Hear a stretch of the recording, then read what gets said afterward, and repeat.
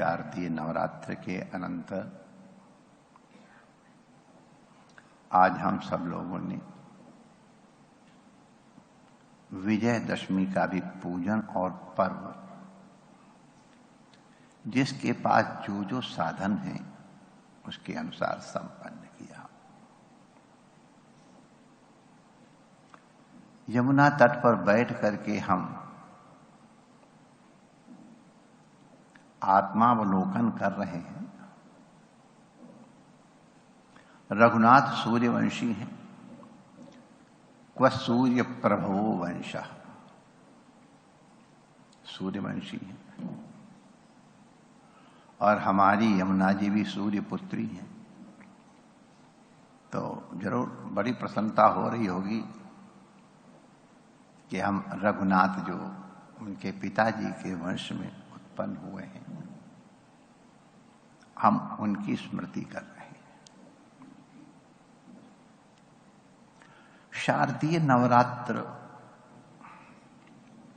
सभी उपासकों के लिए शीघ्र फलदायक होता है और इसलिए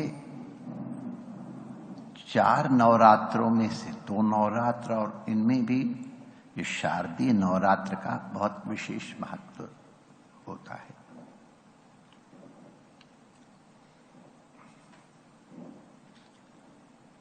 भगवान रघुनाथ ने भी रावणत्व के ऊपर विजय प्राप्त करने के लिए नवरात्र का अनुष्ठान किया था, शक्ति पूजा की थी। राम की शक्ति पूजा करके तो एक बड़ा दिव्य ग्रंथ भी है, हम लोगों ने अध्ययन काल में पढ़ा था।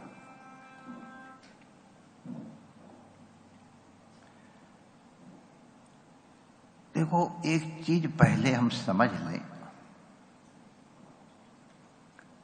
भगवान रघुनाथ ने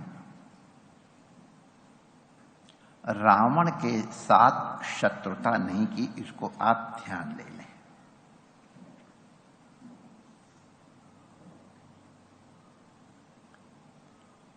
रघुनाथ ने रावण को नहीं मारा,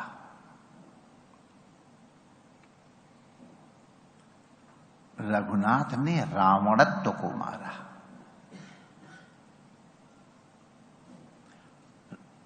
रघुनाथ का हमारे रावण से कोई वैर नहीं है। जब रावण का वीर शयन हुआ तब रघुनाथ ने विभीषण से कहा, हम लोगों का वैर मृत्यु के पूर्व ही तक था, हमारा रावण से कोई वैर नहीं है। जैसे रावण तुम्हारा भाई है, ये भगवान रघुनाथ के मंगलमय वचन है, वैसे ही रावण मेरा भाई है। रावण मेरा भाई है, इसलिए अब तुम जा करके अपने भाई की या मेरे भाई की उत्तर क्रिया करो। वाह, ये भारत की परंपरा है। रावण से शत्रुता नहीं है, रावणता से शत्रुता है। रावणता का मतलब रावण के जो दोष हैं, उन दोषों के साथ हमारी शत्रुता है, हमारा वैर है। हम प्रयास करते हैं कि उनका निवारण हो। रावण से कोई शत्रुता नहीं है। जितने भी हम साधक लोग हैं, इसके ऊपर अवश्य ध्यान दें। हम लोग व्यक्ति से वैर ठान लेते हैं। व्यक्ति से वैर ठान लेना अपने लिए अहितकारक है, अपने भजन में बाधक है, अपनी साधना में बाधक है। इसलिए व्यक्ति से वैर न करो। सब लोग शायद इसे कितना पसंद करेंगे हम नहीं कह सकते हैं, लेकिन रावण जो वो सत्कर्म, या हम लोग आदत यही शब्द प्रयोग करने की है, आखिर उनकी सामर्थ्य कौन दे रहा था? अगर चोर को भगवान की सामर्थ्य न मिले तो बेचारा चोरी कर पाएगा क्या? लेकिन अब ये शास्त्रार्थ का विषय न हो जाए, लेकिन मेरा तात्पर्य है, जहां कहीं भी पौरुष दिखाई पड़े उसमें अपने रघुनाथ की, अपने यदुनाथ की, अपने परमात्मा की, अपने इष्ट की महिमा का अवलोकन करो। कई लोग तो ऐसे शातिर ये सत्कर्म करने वाले होते हैं कि मैं उनकी खोज के ऊपर और उनको जिस तरह से वो अनुष्ठित करते हैं उस पर आश्चर्य करता हूं। वाह भाई वाह, क्या बुद्धि है, कहां से सोचा। अब मैं नाम नहीं लूंगा, लेकिन कुछ एक घटनाएं तो ऐसी हैं जो मेरे ख्याल से इतिहास में जाएंगी कि कहां से विवेक आया, कहां से इनका साधन किया गया, और किसी को कुछ पता ही नहीं। जरूर इस अंश में तो वो सम्मान करने लायक है। तो तात्पर्य क्या है?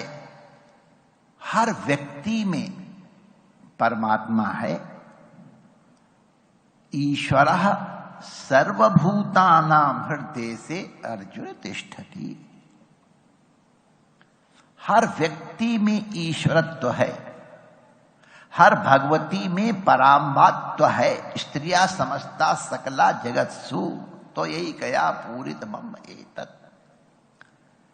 इसलिए मित्रों, रावण से शत्रुता मत करो, रावणता से शत्रुता करो। पाप से परहेज करो, प्रयास करो निवारण का, पापी से नहीं। कई बार तो पापी के ऊपर दया करने का मन होता है, बेचारा आज किन परिस्थितियों में इस तरह के कर्म कर रहा है। थोड़ी बहुत अगर ह्यूमन साइकोलॉजी हमने पढ़ी है तो उससे लगता है पूरी तरह से दुनिया में कोई पापी है ही नहीं। और अगर गौर करके देखो तो उसको पापी समाज ने, हमने, परिस्थितियों ने बनाया है। इसलिए निवेदन कर रहा हूं, हम लोग जो साधक जीवन व्यतीत कर रहे हैं वो रावण से शत्रुता नष्ट कर दें, रावणता से शत्रुता करें। रावणता के जो गुण हैं या दुर्गुण हैं उनके निवारण के, उनके नाश का उपाय करें। और इसके लिए नवरात्र का अनुष्ठान किया जाता है, पराम्बा भगवती की उपासना की जाती है। ये शारदीय नवरात्र है। शारदीय नवरात्र में जल निर्मल होता है, शरद पूर्णिमा इत्यादि आशा की जाती है। अब जो विशेष परिस्थितियां उनकी बात अलग है। शरद उदासये साधु जात सरसी जोधरा श्री मुषा, सरोवर इत्यादि के जल निर्मल हो जाते हैं। हमारे अंतःकरण में भी अगर भगवान रास करने के लिए आ जाएंगे ना, ऐसा कहो, या हमारा हृदय शारदीय सरोवर के समान निर्मल हो जाएगा, तो भगवान तो चाहेंगे ये बढ़िया जगह है रास रचाने की, तो तैयार करो। First deserve then desire. You won't have to desire, it will happen. आप जरा रंगमंच तैयार तो करो, वो तो लाला तैयार है नाचने के लिए। तो इसलिए शारदीय नवरात्र में हम अपने अंतःकरण को पवित्र करें। ये जितने फलाहार इत्यादि ये जो और संयम किए जाते हैं, उनका आशय यही है कि हम अपने ज्ञान इंद्रियों को, अपनी कर्म इंद्रियों को और मन के सहित बुद्धि को संयमित करें, नियमित करें, पवित्र करें। परम्बा भगवती का अनुग्रह जननी के समान हमारे साथ सदैव है। भगवान रघुनाथ करुणा वरुणालय हैं, हम सब जानते हैं। लेकिन अब ये छोटा बड़ा हम नहीं नापना चाहते हैं। अब बच्चों को माँ के लिए को थोड़ा ज्यादा ही प्रेम होता है। माँ मारेगी भी ना तो दूसरा बुलाएगा तो बेटा माँ के पास ही जाएगा पुरस्कार पाने के लिए। तो भगवान रघुनाथ के पास शरणागति के लिए आना पड़ता है। विभीषण को आना पड़ा, सुग्रीव को आना पड़ा, और बहुतों के सबका इतिहास है। और रघुनाथ ने फिर स्वीकार किया, खुले हाथों स्वीकार किया। जब विभीषण का राज तिलक कर दिया, आते ही तो किसी ने कहा, मां रघुनाथ रामो त्विर्न भाषते, आपकी की बात दो तो होती नहीं। आपने रावण के भाई विभीषण का राज तिलक कर दिया है, लंकेश कह के बुलाया है। मान लो अगर रावण आपकी शरण में आ जाए तब क्या करोगे? उन्हें क्या चिंता है? भरत तो मेरी आज्ञा में है। विभीषण लंका का राज्य करेगा और चक्रवर्ती राज्य के ऊपर अयोध्या के राज्य पर मैं रावण को बैठा दूंगा। आ तो जाए, आए शरण तजो नहीं ताही। तो भगवान के पास शरण में आवे, आए शरण तजो नहीं ताही, ये भगवान के वचन है। लेकिन हमारी जगत जननी सीता महारानी शरणागति की भी इच्छा नहीं करती। उनकी शरण में कोई जाए ना जाए, मैया है। जब लड़के कभी नाराज हो जाते हैं तो मैया ही जबरदस्ती जाकर के मनाती है। नो ईगो, बेटा मेरा पसंद। तो रावण के आज की घटना के बाद, माने रावण विजय के अनंतर, रावणता के ऊपर विजय के बाद हनुमान जी को सूचना देने के लिए भेजा गया कि जाओ जनक नंदिनी को समाचार दे दो कि भगवान रघुनाथ विजयी हुए हैं और आप विजयी की धर्मपत्नी हैं। हम आपको रघुनाथ के दर्शन करने के लिए ले जाने वाले हैं, व्यवस्था कर रहे हैं। तो हनुमान जी प्रसन्नता पूर्वक, क्योंकि वही गए हुए थे और तो कोई गया भी नहीं था और को तो पूछना पाछना पड़ता। हनुमान जी तो गए, तो हनुमान जी पहुंच गए और सीता जी को प्रणाम करके क्या स्थिति हुई होगी हनुमान जी की और क्या जनक नंदिनी की दशा हुई होगी, ये तो बहुत कठिन है शब्दों में वर्णन करना। अत्यंत दोनों ही गदगद हैं। माता जी को निमंत्रण दिया, ले चलने के लिए हम लोग चलेंगे, लेकिन बगल में वो राक्षसियां बैठी थी। थोड़े दिन पहले की तो घटना है। वही राक्षसियां सीता ही त्रास दिखावहीं जनक नंदिनी को बहुत परेशान कर रही, त्रास दिखा रही थी। जैसा उनका स्वभाव था वो कर रही थी, उनको जैसा आदेश दिया गया था।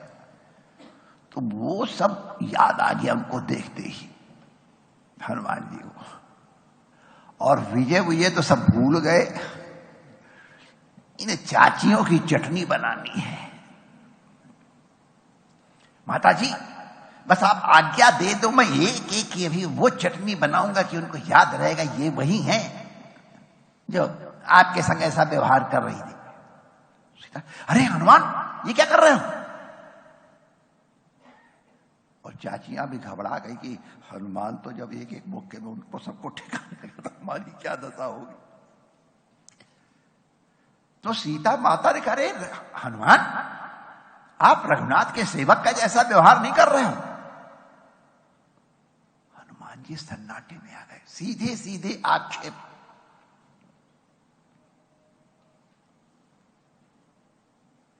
तुम इनको दंड देना चाहते हो? इनका बेचारी क्या अपराध है? इन्हें क्षमा करो।